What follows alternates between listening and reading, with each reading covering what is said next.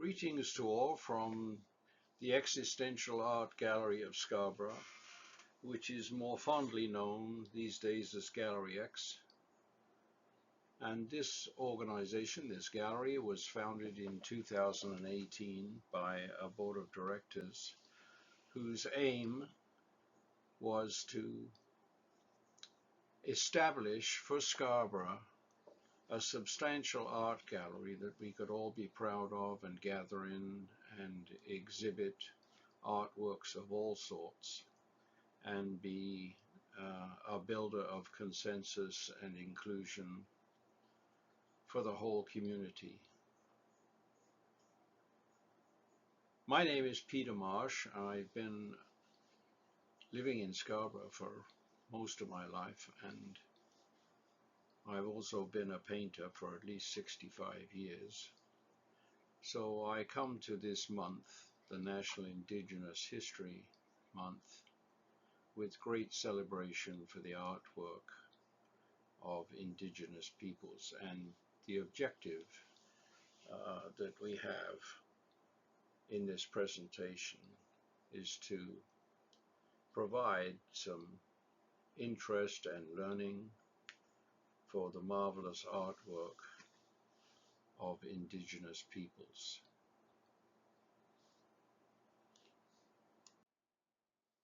I think it's probably best to start with an overview of what the intentions of this presentation are, so that you know basically where we're going. I think we're in the beginning celebrating National Indigenous History Month, and we will take a look at Cape Dorset and a video from YouTube on that area that is very interesting. We will take a look at artists and their work and their symbols from Indigenous communities. We will take a quick peek at Canadian artists specifically, and artists from the Western tradition of painting and so on, who have contributed to recording Canadian Indigenous communities. And we will at times refer to the works from the collection of Wendy and Peter Marsh, and also from the collection, the private collection of Hortensia and Alex Moraru, who kindly, donate their work for us to take a look at. So let's start with Gallery X's land acknowledgement, that we acknowledge we are hosted on the lands of the Mississaugas and an Anishinaabe, the Haudenosaunee Confederacy, and the Wendat. We also recognize the enduring presence of all First Nations, Metis, and the Inuit peoples. So National Indigenous Peoples Day is June 21st of each year, and the National Aboriginal Day, now known as National Indigenous Peoples Day, was actually announced in 1996 by the Governor General of Canada, Romeo LeBlanc at the time, through the Proclamation Declaration of June 21st of each year as National Aboriginal Day. We should also note that National Indigenous Peoples Day comes with some images recognizing our Indigenous peoples in Canada by certain symbols, and you can see them in this illustration on this slide that we have. Thunderbirds and narwhals and fiddles to represent our Indigenous bands, and our Inuit and our Metis, which will be the main peoples that we're looking at that make up Canada's Indigenous peoples. I think there's some important points to be made right at the beginning that we should keep in mind as I go through these slides. And the most important in the beginning is I'm not an Indigenous speaker. I'm a non-Indigenous speaker, and I approach this subject with deep respect for Indigenous artwork. And I would think that could be said of most non-Indigenous Canadian artists. They would have great understanding, to a certain extent, of the significance of artwork in a culture. Artwork is sort of a currency in a culture, and it's not judged by dollars. It's judged by all kinds of cultural things. Now, if we take a look at history, we would say that the immigrants of the New World, that is, Canada is part of that New World, have been here roughly, let's say 500 years, more in some places, but around that amount of time. In comparison, Indigenous peoples have been here, as they often put it, since time immemorial, which is meaning way more than 10,000 years. So they've been here for ages, you cannot even judge the time accurately that Indigenous peoples have been the Canadian single culture. We are Johnny come lately. We have been here for a significant number of years, but nowhere near as long as Indigenous peoples. And the problem in making a presentation like this is we can't fit 10,000 years of cultural development and expression into a speech that lasts about 30 minutes. So it's a chance in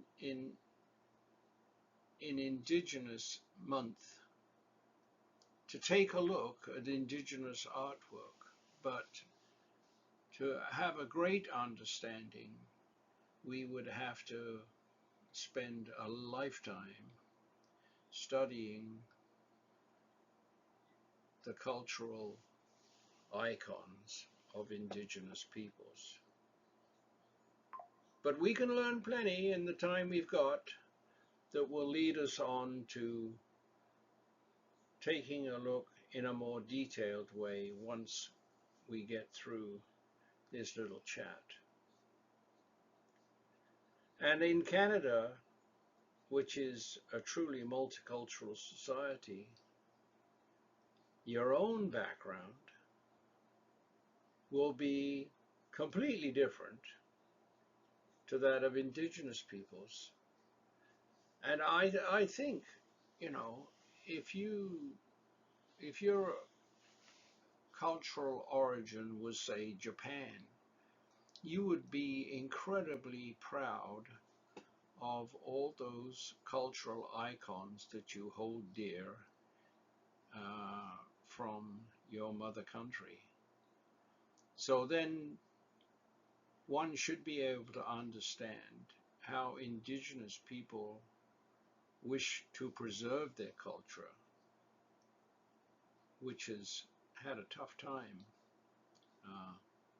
over the years, but they wish to preserve their language, which is like a big deal in terms of protecting your culture and preserving your culture, and they wish to preserve their symbols and imagery and stories and all the other things that go to make their vibrant culture.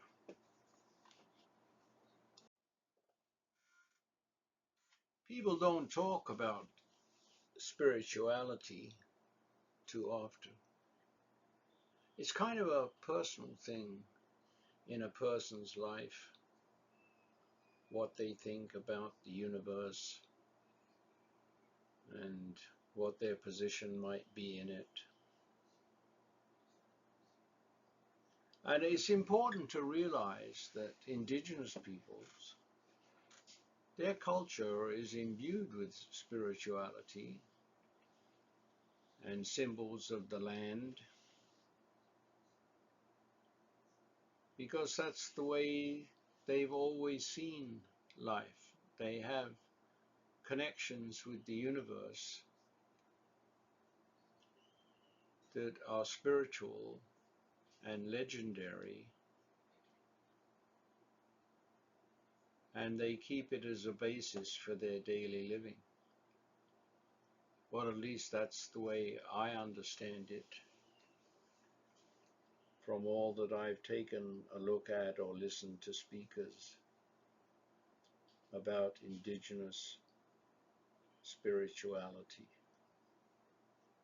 So then it's important, really, in a way, for you to ask yourself about where you fit in the universe, and then how does it apply to your lifetime if you're ever going to understand the innate spirituality of indigenous peoples. We have three main divisions that we talk about in Canada. The Metis, and I put little symbols in here of fiddle music and their infinity sign, meaning their culture will last forever, and a little bit of beading work and the famous Metis sash that you see right there on the end. That's one group that was sort of a combination of Scottish and indigenous peoples getting together, and the resulting culture that's been around for hundreds of years since. And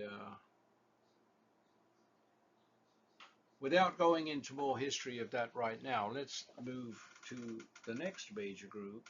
Or there's no order to them. You can put them in any order you want, but the Inuit are very distinctly Arctic people, and some of the symbols that are in there of dancing bears and Inuit and narwhals, that's that I don't know whether you'd call it a fish mammal, but it has a very long piercing tusk coming out the front of it. If you've ever seen one, it's really quite impressive. You would also be impressive in your house and other people's houses where people have purchased a piece of their soapstone carving, and it's really quite magnificent, and we'll take another look at that later. And so from the Inuit, then we'll move on to First Nations. It's hard to imagine for people, I think, who live the Western city life to understand that there are 619 plus, and I won't take too much time to explain the plus, but there's 619 bands of First Nations people in Canada, and you think, oh, really? Where are they all? Well, if you look at a map with red dots indicating where they are, I mean, it's an incredible realization that all these bands exist with their ruling councils and so on, and their proud traditions of their existence in history. And I say 619 plus because there are a lot of people who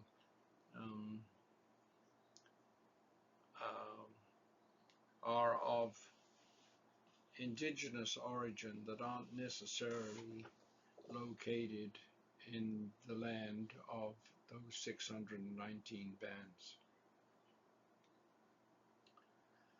And I would have to say, with all these symbols above there, with the, for the First Nations, we got totem poles. Everybody has seen at least a photograph of one, and if you're lucky, you've seen an actual one. And you'd know about the feather symbols when you see Indigenous peoples on TV with their peaceful eagle feather. And you may have gone to the National Museum and seen some marvelous carving and so on there. If you've been to BC, I mean, the masks and so on that are in local stores are absolutely brilliant designs. And I think those symbols say a lot in their individual way, but if we took a look at all three together, we'd have to say the sun is an important symbol, a circle, an everlasting circle, and smoke with its mysterious qualities. You may have seen smudging and so on. That smoke is woven into each one of the cultures in a symbolistic way, and some of you may have read Earth, Wind, Fire, and Water as being basic to everybody, because that's what gives us our existence, really, and certainly that's a large part of the symbolism and beliefs of indigenous cultures.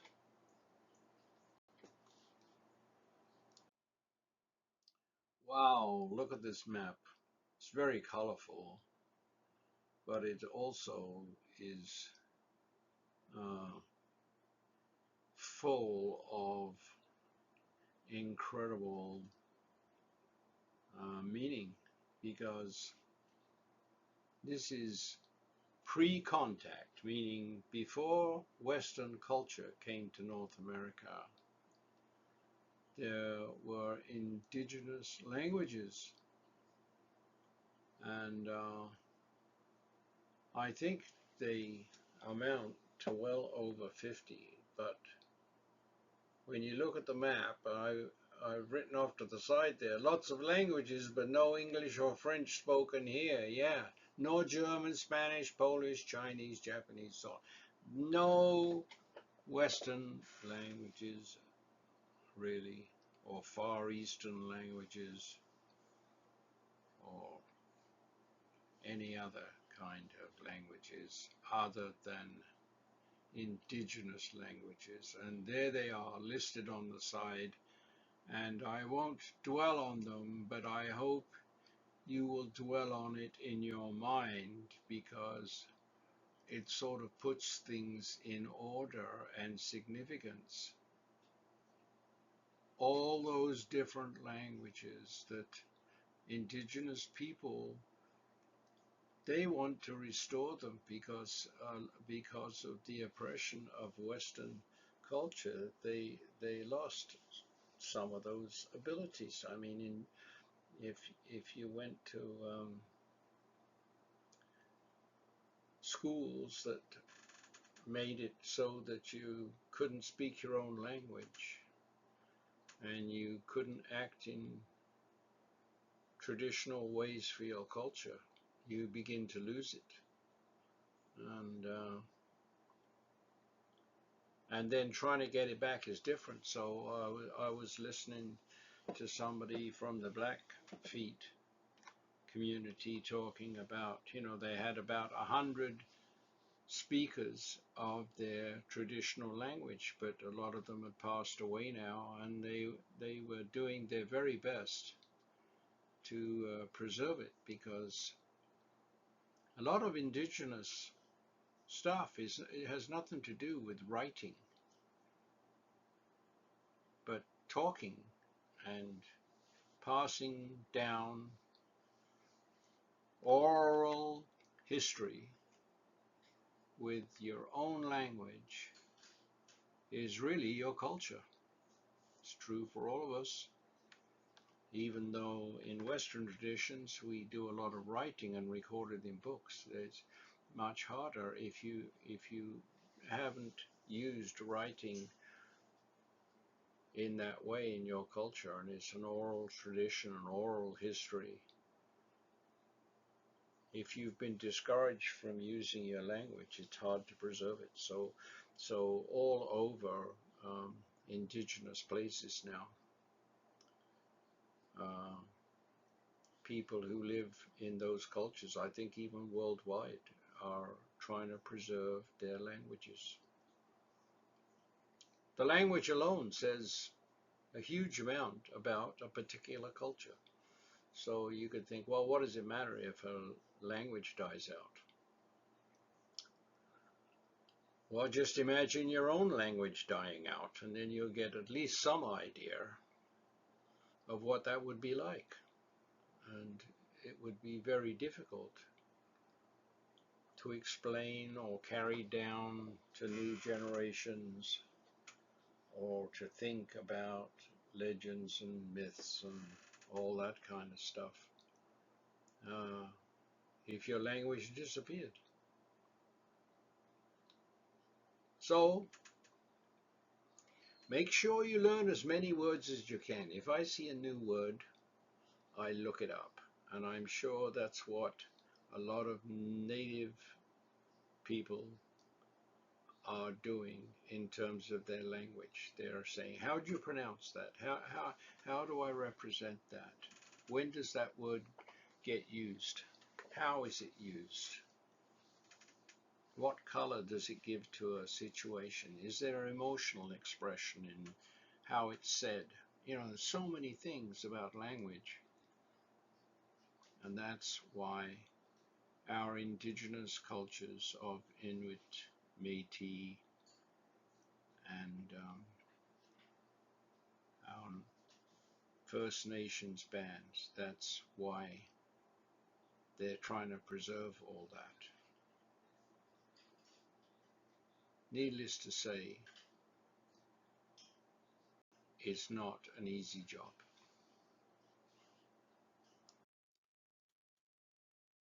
It's probably best to be humble about what you know, because the older you get, the more you realize there's no way you can know everything. It's just absolutely impossible. The world is far too complicated. People are far too complicated. There's just so much information that your brain can't keep up with it. So when it comes to the Canadian world of Indigenous people, how much do you know?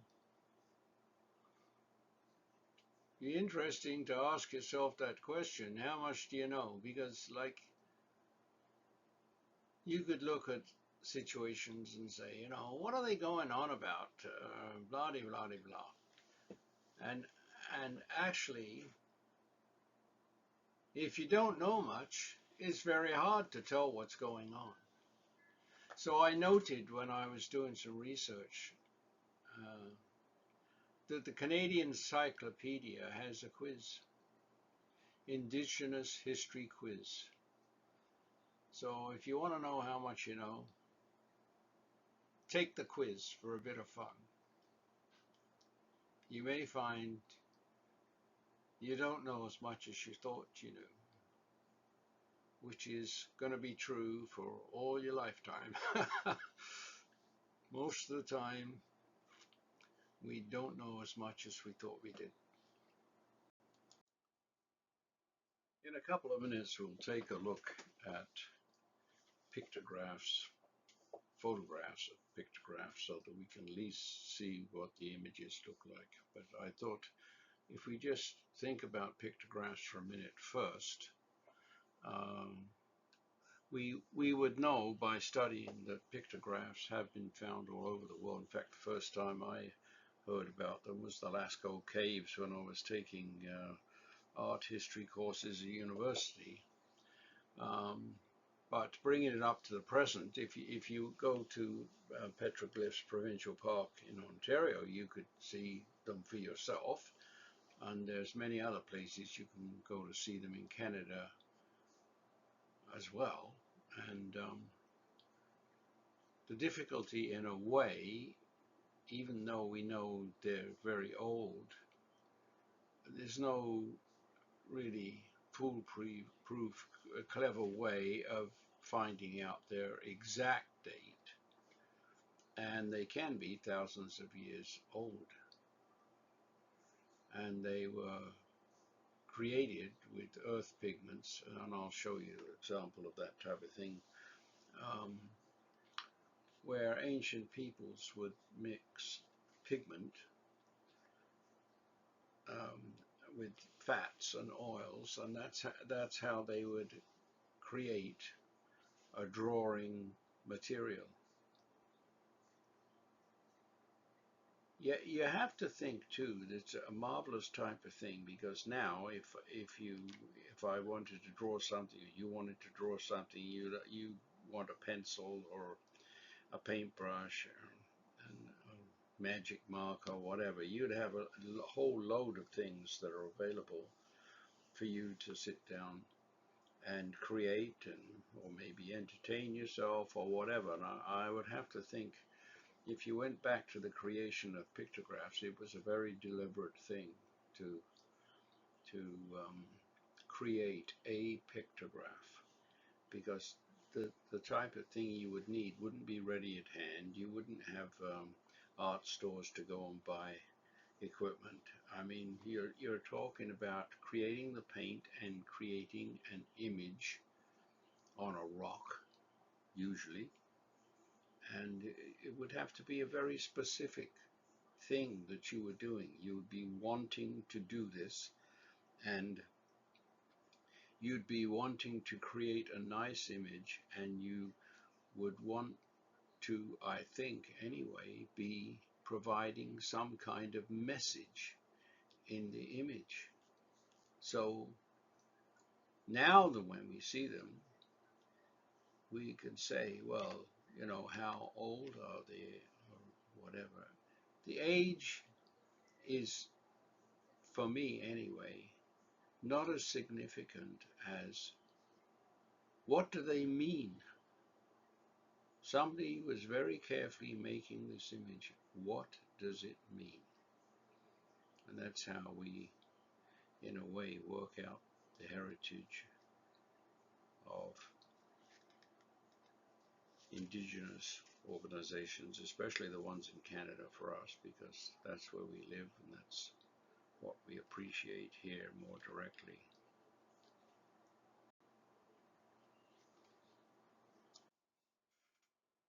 So if somebody was going to create a pictograph, they would need some kind of color to do that, drawing ability, and I'm not sure that everybody would know what an earth color is, but here's the earth as pigment. This is a place that I visited in France with the Canadian Society of Painters in Watercolor when we had an exhibition there, and we went to a place called Roussillon and painted with other artists. And here is this pigment material, mountains of pigment material. So it's not the type of thing really that you find in your backyard, although you could take earth from your backyard, but it wouldn't work like this. If you can find a deposit of earth color, uh, in other words, not really a manufactured color. An earth color is like directly from the earth. Some colors that you would buy in a store are manufactured for sure, like titanium white. I mean, ancient peoples didn't have titanium white at hand. There's a lot of colors these days that are manufactured by scientific processes, and they give you permanence. And permanence meaning they'll last for hundreds and thousands of years. So earth colors tend to do that, last for hundreds, if not thousands of years. So our ancient ancestors for indigenous peoples would have found some root to earth colors that they mixed with fat and created an image on a rock that we call a pictograph.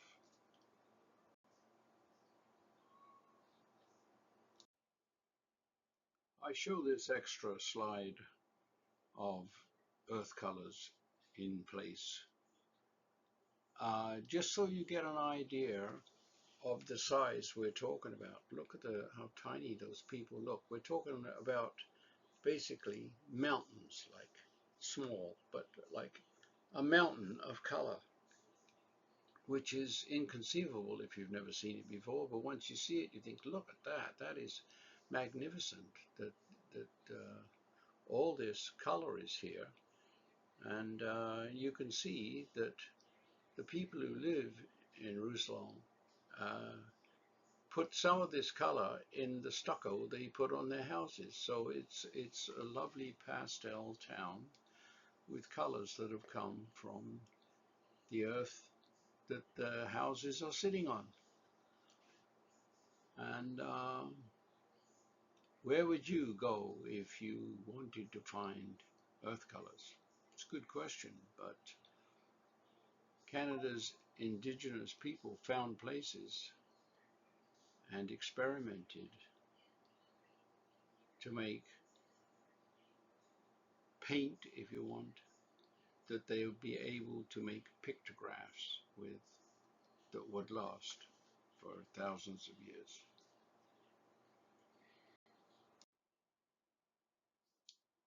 So pictographs are these items here, and a petroglyph is this item here. This one is incised into a surface, and these ones are produced with the earth colors we were just talking about. And you will recognize uh, that there are animals here and maybe people in here as well.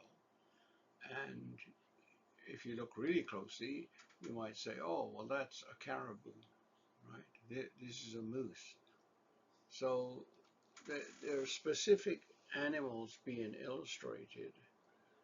And what did they mean? Well, it's up to archaeologists and anthropologists and so on to try to interpret this um,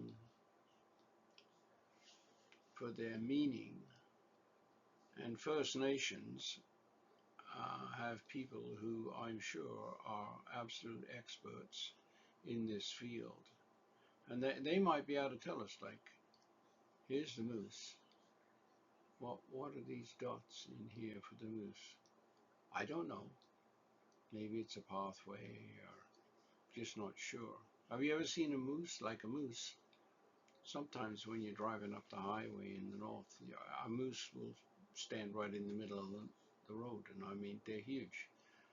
They stretch way over your head, and you just wait patiently for them to go wherever they're going to go, because you're not going to get out and shoo them away like a squirrel. I mean, they're just like bigger than a horse, for heaven's sake. Very, very big animal.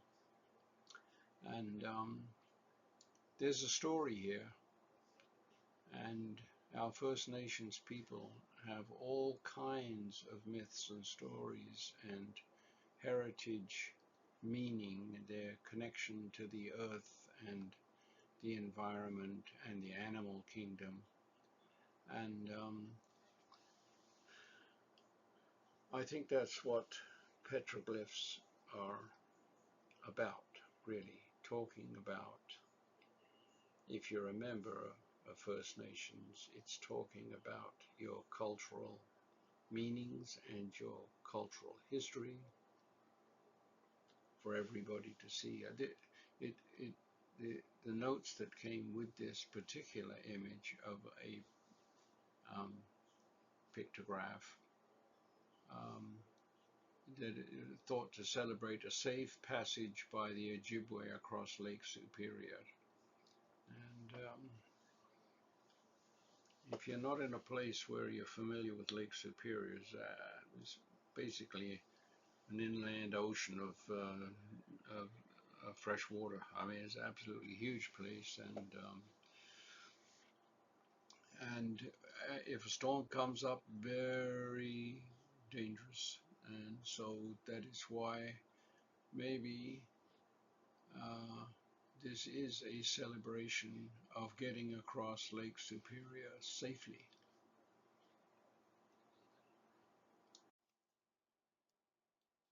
The image on the left is in Peterborough, which is east of Toronto, and the image on the right is in Alberta. So they're thousands of miles apart. And I think it's important to realize that pictographs and petroglyphs can be found all over Canada because Canada's First Nations live all over Canada, and they've made their heritage marks in various places.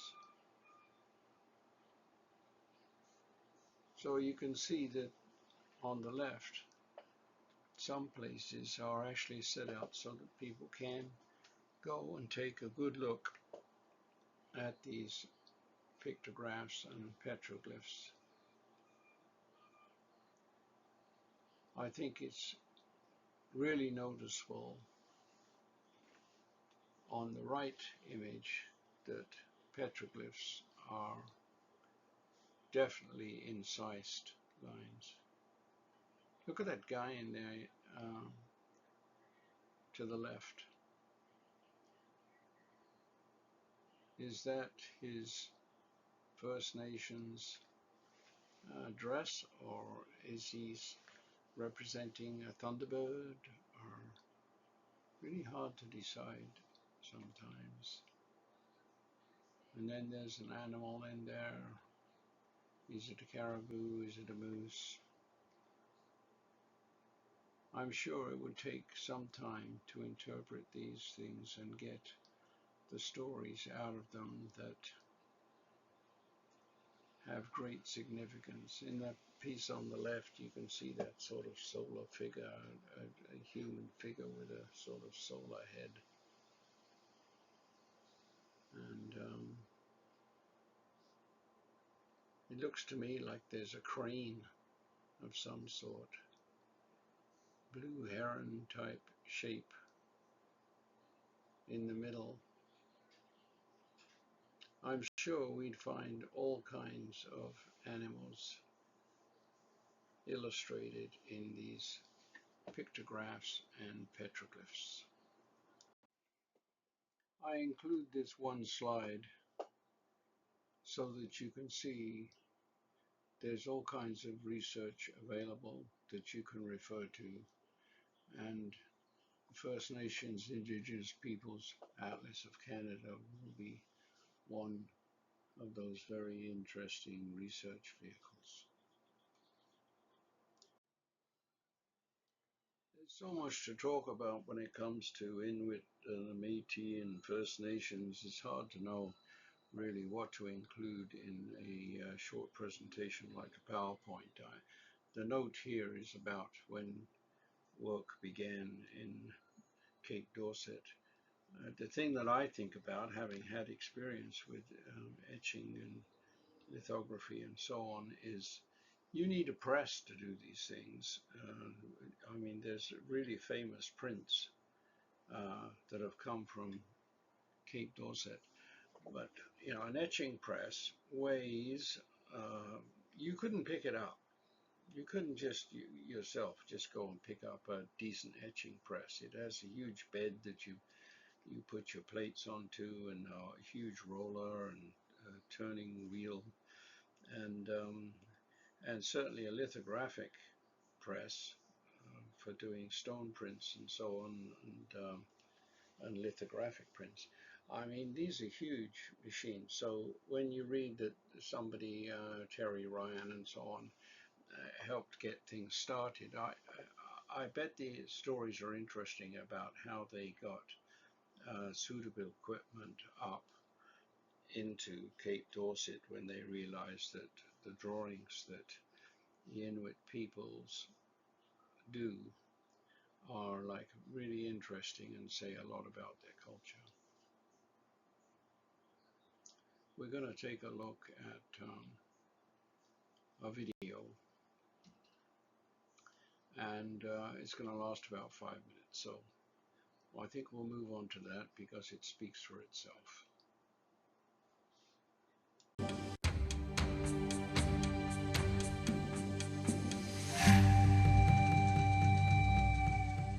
Kingite, the Inuktitut name for Cape Dorset, meaning high mountain. A small, remote hamlet on the southwest tip of Baffin Island in Nunavut. It is home to 1,300 people, 95% of whom are Inuit.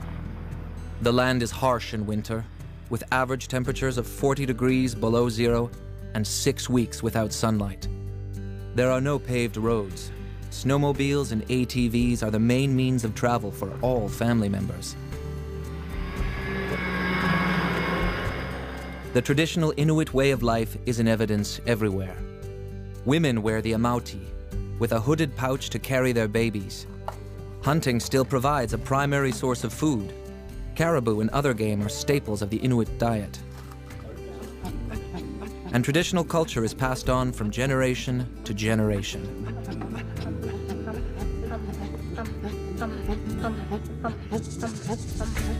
Cape Dorset is considered the epicenter of Inuit art. It has the longest history of traditional Inuit printmaking in Canada, and its carvings and prints are marketed worldwide through a highly evolved infrastructure. Established in the late 1950s, the West Baffin Eskimo Cooperative was the first Inuit-owned cooperative operated by its members. For over 50 years, the co-op has provided an outlet for artists to create and market their art.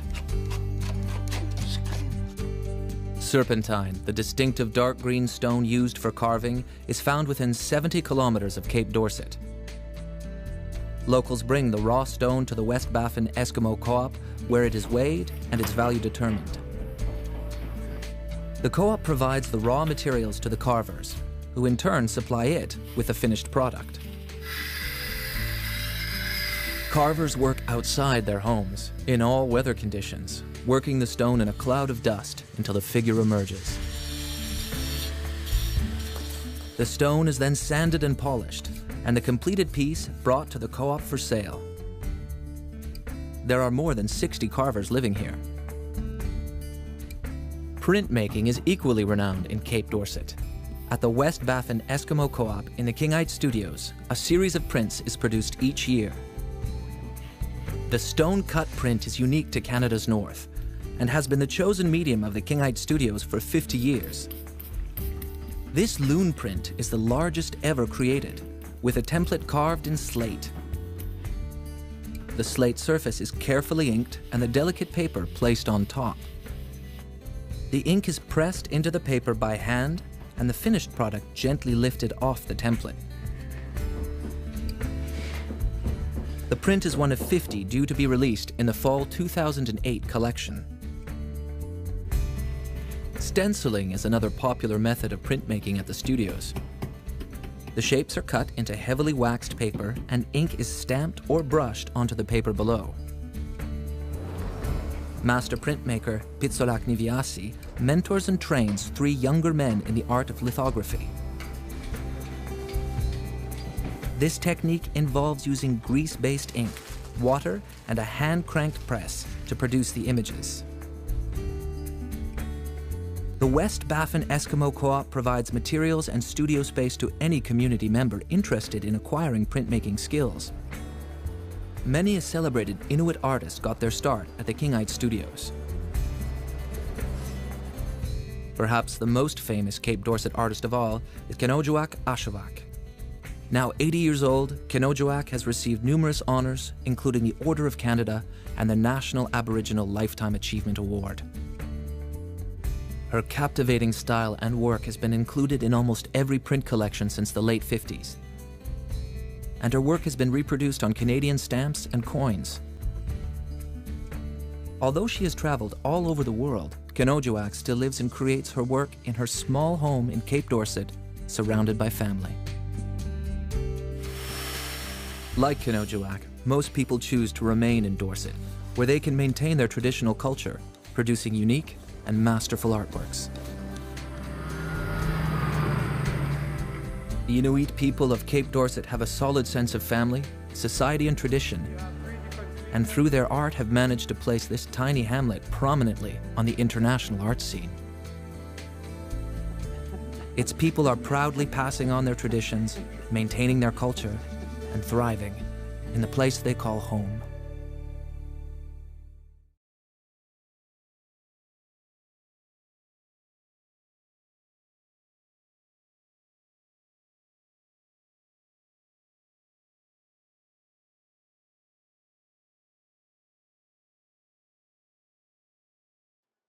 It's always very interesting to know what drives an artist to do their creative work. And Tim Pitsiulek is a famous name in Inuit prints and so on. And he says, "I'm a hunter, I know the land and animals of the north. I'm particularly inspired by the bowhead whale because nobody really knows much about them." That would include me.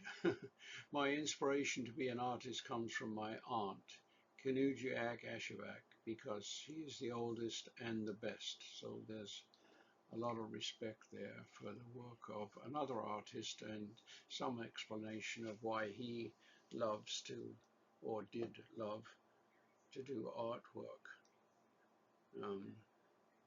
And in notation of this particular slide, I mean, masks are made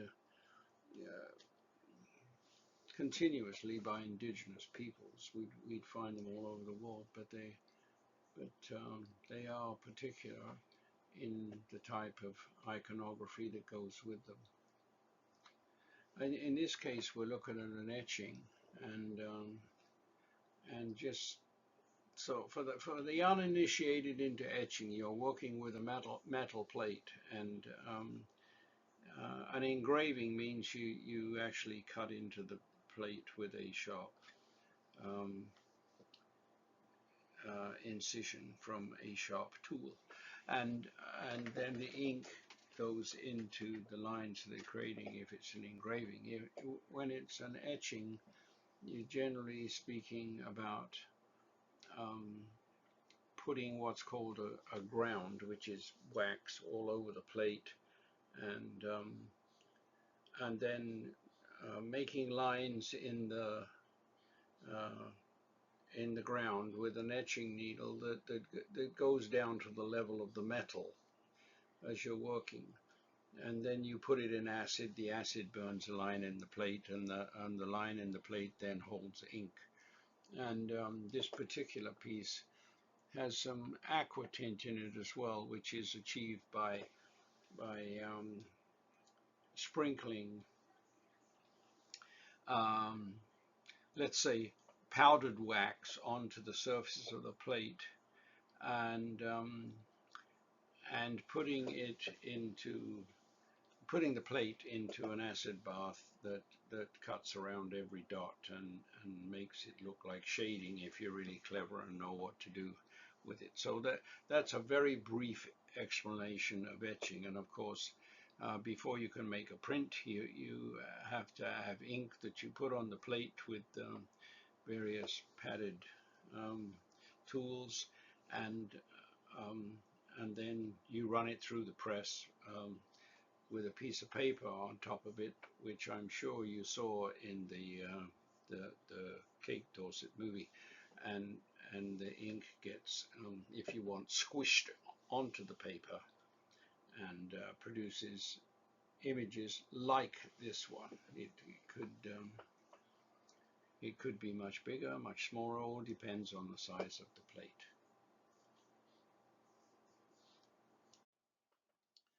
Tia Ashuna has a very interesting life history, quite difficult until the time that she started doing her drawings. And this is one of her prints.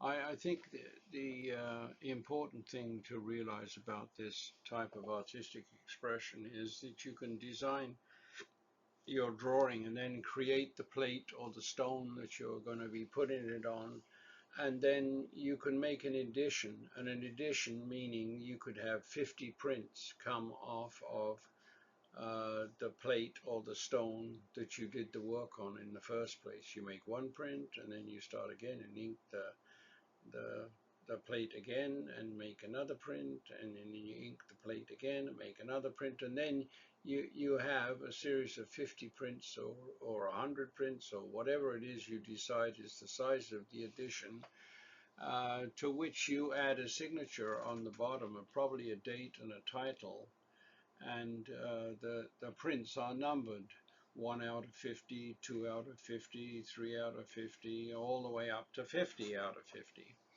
So that then a person has, in the signature and the numbering, some provenance and authenticity about the artist and the work, and where the particular print that you own or admire is sitting in terms of history and spreading around, because not just one person has one of these prints. And you can see that by this piece that Pitsiulak had a great sense of humor. I mean, this is called Geese Surprised by Man. And I think, yes, it's hilarious the way everything going in different directions. And if you've ever walked into a pile of birds, feeding them, pigeons or whatever, they fly all over the place as soon as you do anything that scares them at all. And I guess in this case, the geese are pretty big, and certainly in this print, they've been made to look just about as big as the man, and they're bits and pieces of feet and wings and so on are going all over the place, and it's funny. I mean, it's the geese look surprised, um, and the man looks like he's having fun teasing the geese. So it's a lovely everyday story that she's interpreted for us to see for all time in this uh, edition of 50.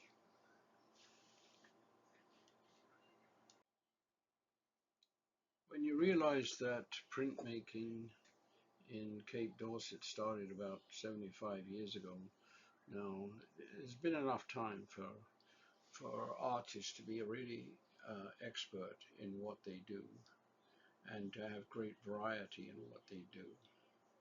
And a number of the printmakers have stone cut prints. That is to say, you do your surface carving like relief on a hunk of stone, and you remove the excess, and then you run an ink roller over the raised area, and that is the area that gives you a print like this. And wood engravings, I mean, you get an engraving block that's wood, and it's about an inch high, and you incise lines into it, and you print off the surface, and that's how you get a print. In this case, you scrape off the surface and leave a raised surface that gives you the print. And you can see this is a great celebration. This isn't just somebody standing upright. They've got their musical instruments with them, which are in an ancient way traditional to our Inuit and First Nations people. They have, I mean, the drums are like the beat of your heart, really, in many respects, and the beat of the universe and the beat of nature, and a relationship to the natural world and existence in general. And I remember hearing the drummers in Parry Sound. The Parry Island there has First Nations people, and sometimes they do celebrations in Parry Sound proper. And you can hear them drumming from a long way away, and their singing is quite distinctive, and it draws you in, and it lasts for it's not like a short period when they decide they're going to do some singing and drumming. So it's quite a celebration, just in itself, just the fact that it's happening, it's a celebration. You're drawn in, and it makes you feel happy and interested and intrigued and impressed and all those other things that you would like about a culture. And it all comes from like this, dancing and singing in celebration with drums and some other instruments as well. Rattles, probably. Yes, well, onward. When I talk about Western art, I'm doing that on purpose here because there are records of First Nations situations in the work of some Western artists, one of which is Paul Kane, a pretty famous early artist, I guess long before Canada was declared a country in the 1867 area. And he traveled from Hudson's Bay Post to Hudson's Bay Post, all those many years ago in the 1800s, and recorded quite carefully the images of First Nations culture in situ at the time. I don't want to dwell on Western artists' work in a slide presentation that's dealing with our First Nations, Indigenous, Metis and Inuit people, but I did want you to know that there were sort of, I don't know what you name them exactly, but archaeological records of what situations looked like a long time ago, century ago, more than a century ago, century and a half ago. So you can go looking for various artists, and probably Paul Kane and Cornelius Krieghoff are high up on that list of possibilities, and there are other peoples who wrote about that to a certain extent as well, Roughing It in the Bush and books like that.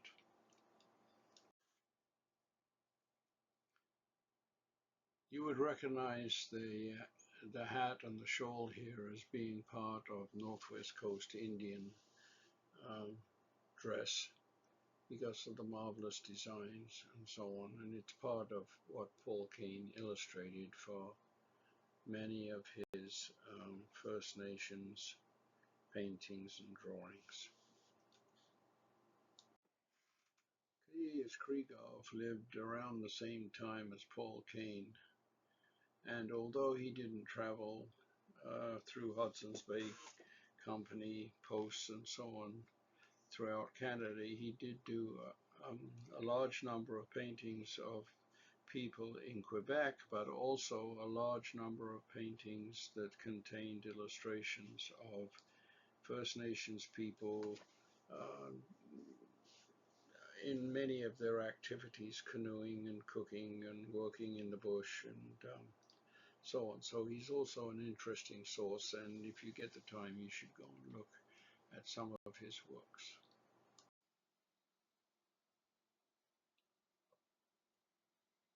Records of this painting in a critical fashion say, it's a romanticized version of Kagluwaga living of First Nations people. But as a family person myself, I look at it and I think this is pretty, as all Krieghoff's paintings are, but I think it does show First Nations relationship to the land. They're living on the land, they're working on the land. The land is everything in this piece, except for showing the humanity of it all with the cradle board and the baby and the little kid communicating with the dog and people having a chat around a cooking pot and so on. I think it shows everyday living in a very pleasant way, and is a true testament to that 1800s living of our First Nations people. You'd have to be there to really know, but I think Krieghoff probably collected these meanings by being with these people from time to time in their local encampments, because he lived in Montreal. Anyway, it's a beautiful piece, centered nicely with the lighting. Maybe that's what the comments about romanticized means, because the lighting sort of like there's a spotlight off to the side that centers in on the scene that is meant to be prominent. A beautiful piece, beautiful painting, and one of our Canadian artists with a Western training who recorded First Nations life.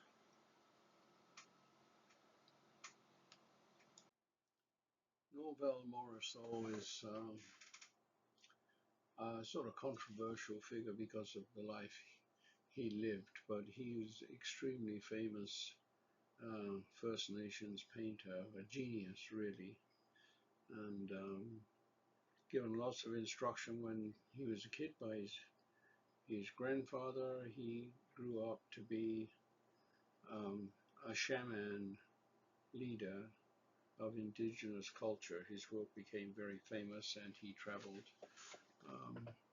to many places, including England and France and so on. Because of his work, he established a style of painting called the woodland school, which consisted of very bright colors and outlines and so on, that explained spiritual existence and the relationship between oneself and the universe and the land and the animals, and explained it all with a quasi-mythological approach, with being able to see, like it was referred to in a way as X-ray vision, because you saw the inside of an animal and all the things that the traditional and shamanistic teaching involved, and the upper world and the lower world and the present day world and the force lines that join them all. So the Woodland School became extremely famous, and he along with it. So you can see his work in many different places, and it was followed greatly and copied by a lot of people, and the school itself became sort of a style that other people adhere to, like derivative type of work that helps them express their own idea of the woodland school. I hate to make those kind of comparisons in a way, but like if we said the Impressionists, you would see, you know, a whole bunch of artists painted in a impressionist style that analyzed light and color and so on. And the Woodland School is uh,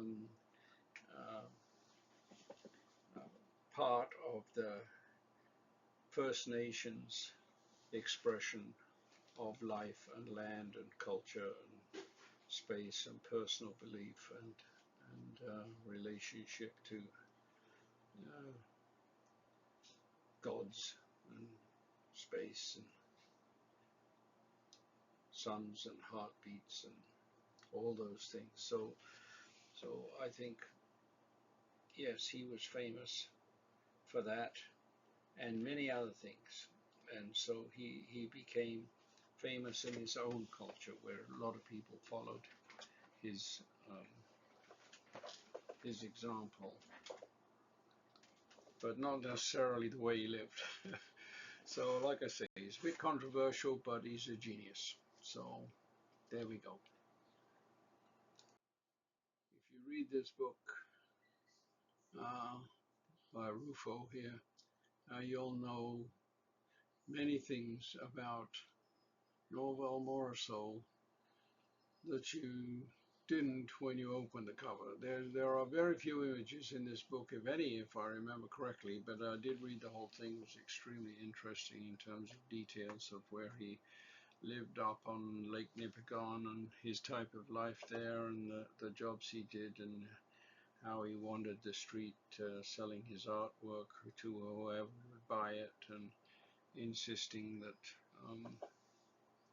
that he do his work the way he wanted to do it, and apparently quite magnificent to watch, because he didn't really draw out his paintings before he started. He just painted them firsthand according to stories, which is a miraculous type of thing when you can consider that you need to get your proportions right and your story right and your composition right and all those things. So um, do take a look at his work and do take a read about the Woodland School.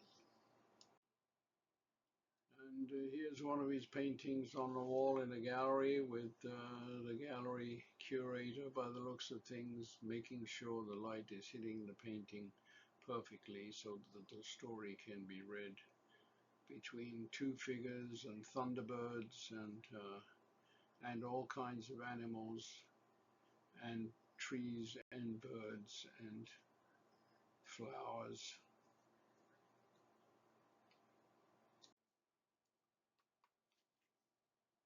References to Donald Chrétien, a First Nations artist, are at the top of this slide in those URLs, which I encourage you to visit. But we won't spend time on now. Donald's work is seen from time to time in Newmarket, because that's where he has his studio. My wife and I actually went and saw him and talked to him when he was having an exhibition there that included another friend, Bob McGooey, an Ontario painter, and we bought a couple of pieces of his work because we were impressed with the clarity of the work and the symbolic quality, and you see them both here, because I'll show you one on the next slide as well. Donald says, "My community is Nipissing First Nation. My work demonstrates my quest for artistic expression of my Indigenous identity," which I guess is what a lot of First Nations people would say about their work, because they want to preserve their cultural heritage. And he says it encompasses issues of language, family, location, and self-determination, which is important. If you have a unique community, you don't want other people telling you what to do in terms of cultural development and other factors. And he says, my distinctive style is influenced by the woodland style of art common to community. Anyway, you can read the rest and think about Donald, because his work is impressive, and and a great representation of First Nations approaches.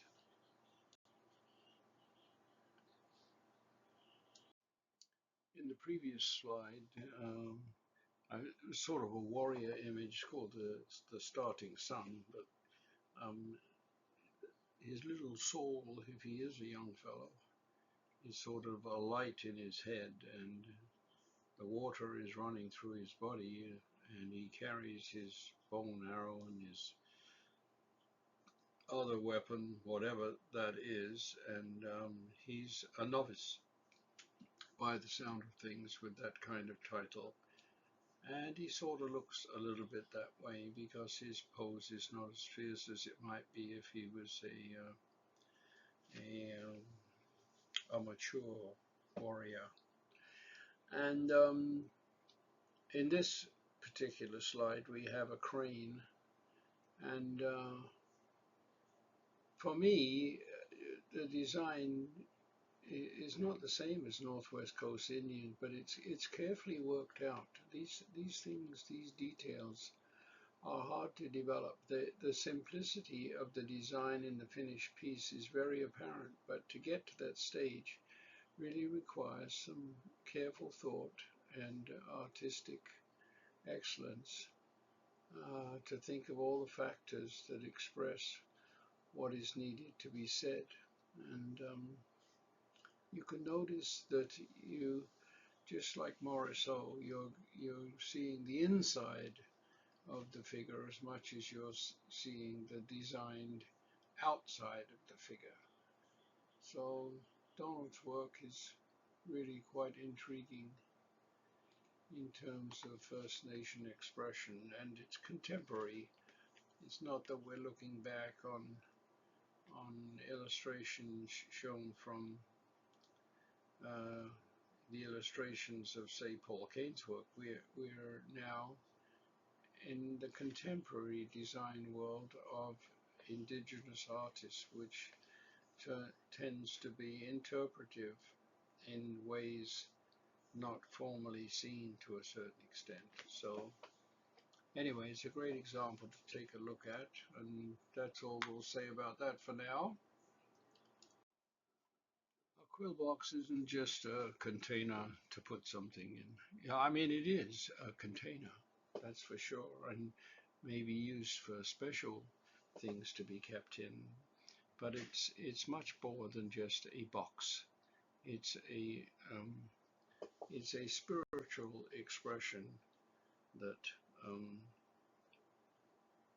most of these boxes are made by the women of the First Nations community, and they require a great deal of patience and skill to make, as I'm sure you're aware when you look at the fact that these are porcupine quills that are, you know, specially prepared and then woven into these significant shapes that express First Nations culture through their love of the land, or their connection to the land, and the connections to their cultural history, or their immediate community in comparison to others. And there's a lot more to a quill box than just it being a box. And in admiration of the beauty of these boxes and the story that they tell, we purchased the ones that you see, and then you'll actually, if you do that, you'll be very careful with your quill box, because somebody took a great deal of care to make it, and the story is told. And for us, not being First Nations, it tells the story of Canada because the maple leaf on it, but there could be all kinds of images on there of objects and people and other cultural icons that belong to First Nations. Just like the quill box, the Metis sash is an important symbol of the Métis community. Very often in indigenous cultures, everything has a certain meaning. And with the Métis sash, I mean, you've heard the Order of Canada. Well, if you're awarded the Order of the Sash, I mean, it's a big compliment from your community that you've made significant contributions for everybody. And the colors in the sash, they represent various things about life. I mean, yellow for prosperity and stuff like that. And it's a symbol of the history of the Métis people because it was used, practically speaking, in the life of fur traders, Scottish fur traders who mixed with First Nations people in working out their trade with the Hudson's Bay Company and so on. It was used for all kinds of things, tow ropes and, you know, to keep your clothing together, or a scarf to keep you warm, like so many things that you could use a scarf for. If you can think of them, it would probably have been used for that. So it is a very strong symbol, and it sort of matches the beadwork idea of moccasins and so on. Well, beadwork on everything, earrings, you name it. And it's an intricate part of First Nations and Métis community is beadwork because it's so detailed and pretty to look at. And I'm sure you've seen that on First Nations people, fancy earrings and headbands and stuff like that. So this is one of those great symbols, the Métis sash. Wow, look at this elk skin coat from the Cree Nation, probably somewhere up in Labrador. Anyway, it's got porcupine quill decoration, which you can see for yourself is really quite marvelous. The pocketing, I'm guessing they're pockets, because I am just like you looking at a digital image, but it's sort of like design punctuation along with the fringes and the fur. And it reminds us that each and every piece made in these ancient times were individual pieces. It wasn't like you went to a store and ordered 3 of them. It's like somebody sitting down and thinking very carefully about a design for a coat for probably a specific person and coming up with a specific design that likely wasn't done before and won't be done exactly the same. So it's a unique piece of artwork, and the type of thing, as I said in the beginning, wow, look at that coat. It's a wonderful piece of fashion.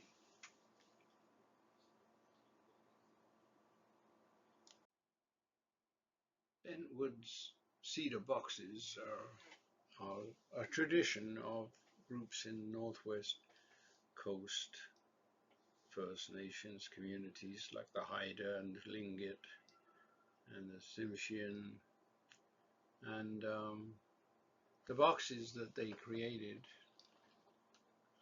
And this is just a sort of boxwood carving. It isn't a box itself. You'll have to look up the boxes for yourself. But this is a piece that we actually bought from an artist in BC. And the boxes, when they were sort of family emblems, family keepsakes, and used for absolutely everything from storing and cooking food, which sounds crazy, but like it's true, and maybe people buried in them, and the images on them, relating them to animals and land and history and the the practices of their own community, and then left for you to interpret and remember and get and be a box that gets passed down through the family so that it becomes the family's history, what it was used for, and so on. Apparently good for carrying stuff of all sorts and for use in canoes, because those boxes floated because they were cedar wood. And I hope you love the design on this, because I defy you to sit and make your own design if you're not initiated, because one shape here relates to another shape, which relates to another shape, and the inside and the outside are hard to decide, and it's actually pretty tricky, as they say. It's like it's not an easy thing to design a Northwest Coast Indian design. It's really quite spectacular. And of course, to do it in relief sculpture shows an awful lot of skill,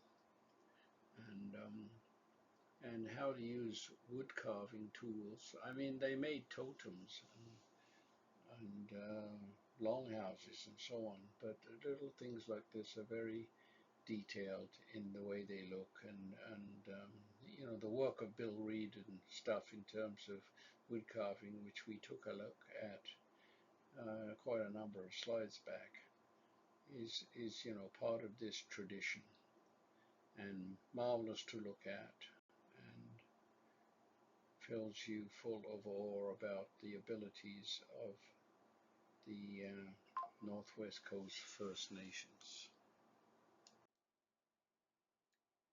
Perhaps it's the wealth that comes from living in the right place that has resulted over the centuries in the marvelous sculpture of the Northwest Coast Indians. I mean, they live by the sea. They're, you know, famous for living off of salmon and everything else you can get from the sea, which I suppose in a way gave them a lot more time than the average Joe 300 years ago or 1,000 years ago, because all you did was getting into one of these seagoing dugout canoes, brilliantly colored and manned by, if you've seen old movies of it, quite a size crew, and you go fishing and you got fish in no time,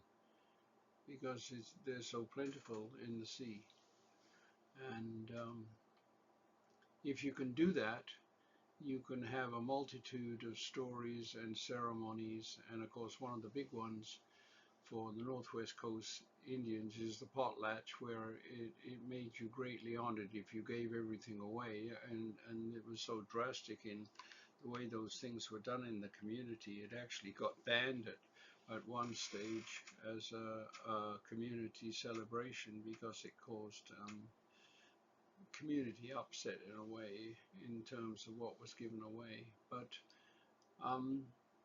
if you take a look at that mask on the left, that's a very intricate design, and stores in BC have many of these masks by the native carvers, the First Nations people who have that kind of talent, make some marvelous carvings of masks and plaques and various symbols you can hang on your wall and so forth.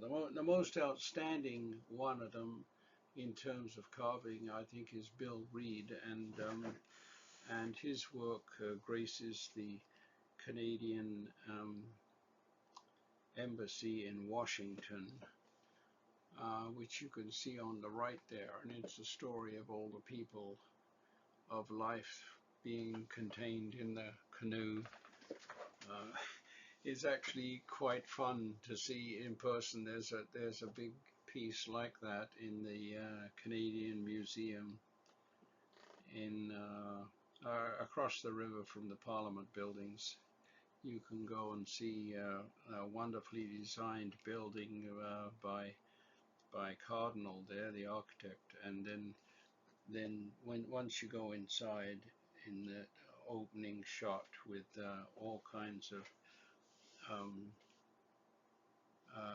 First Nations, Inuit, and Metis artifacts, you will see a huge piece of sculpture very similar to this piece on the right, and it's got all the natural forces and animals and history all combined in one overcrowded canoe, and you never forget it. If you see it, you won't ever forget it, and I highly recommend it. Go to the museum and just experience it for yourself. There's nothing like seeing artwork original. It's much more intimate for your soul if you see and stand in front of what somebody actually carved and created than it is to see a mere digital photograph. So all of this thing has been digital, and you should think about that. It's not digital when you see it in person. It's an intimate relationship between you and Indigenous artists, which is very important for your understanding of a very unique culture. This very last slide is a representation of my enjoyment of making this presentation. I'm a founding member of the Existential Art Gallery of Scarborough, which is commonly known as Gallery X, and it's an attempt by a goodly number of people to establish a substantial art gallery for Scarborough so that we can exhibit for our 650,000 people approximately the works of all cultures, including a lot of the works that are exhibited in this slide presentation. But we would also like to have the work of contemporary artists exhibited rather than just those people who are records of the past. So it's an all-round thing, and we would like you to take an interest and show some support for such an aim and adventure. And if you are of a like mind, you should go to the website, which you will notice at the top of the slide here, galleryxscarborough.com, and subscribe as a supporter. It doesn't cost you a penny. It's just an expression of your support for such an aim and objective. So well done. We got through the whole thing. It's kind of long, longer than I thought it would be, but I think we've managed to share a goodly number of things about the thousands of years of expression by our unique indigenous cultures.